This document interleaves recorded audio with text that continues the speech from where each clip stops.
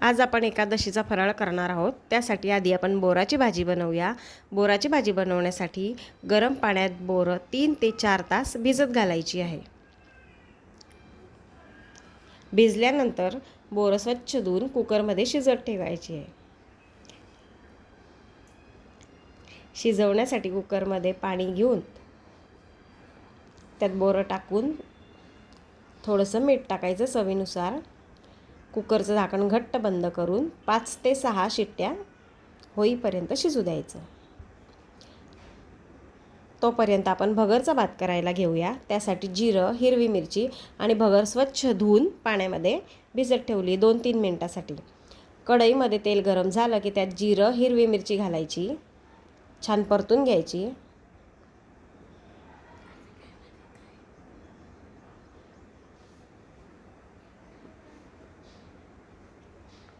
परतल्यानंतर त्यात पाणी टाकायचं। गरजेनुसार पाणी घालत राहू आपण। मग त्यात मीठ टाकायचं चवीनुसार। पाण्याला उकळी आली की त्यात स्वच्छ धुतलेली भगर घालून छान हलवून वाफू द्यायची। आता आपण आमटीसाठी साहित्य घेऊया। भगर झाली का नाही ते पाहून घेऊ, आधी चेक करू थोडंसं आणि बारीक मंद आचेवर झाकण ठेवून भगर होऊ देऊ।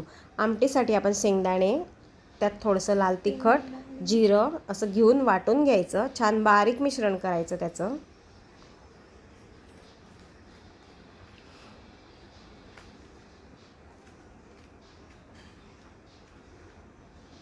दुसऱ्या गॅसवर आपण आमटीसाठी कढई ठेवूया।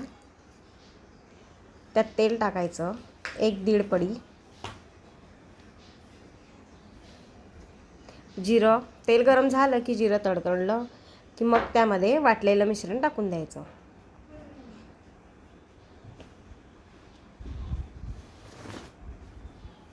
मस्त तेल सुटेपर्यंत परतून घ्यायचं।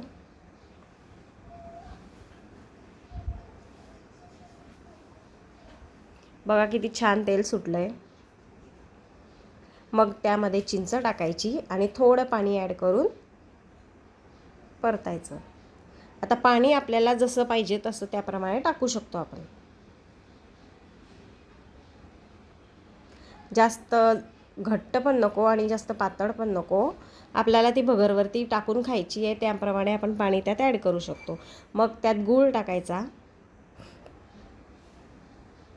आपले बोरं इथे झालेले आहेत। थोडंसं त्याला ठेसून घ्यायचं पावभाजी मॅशरने।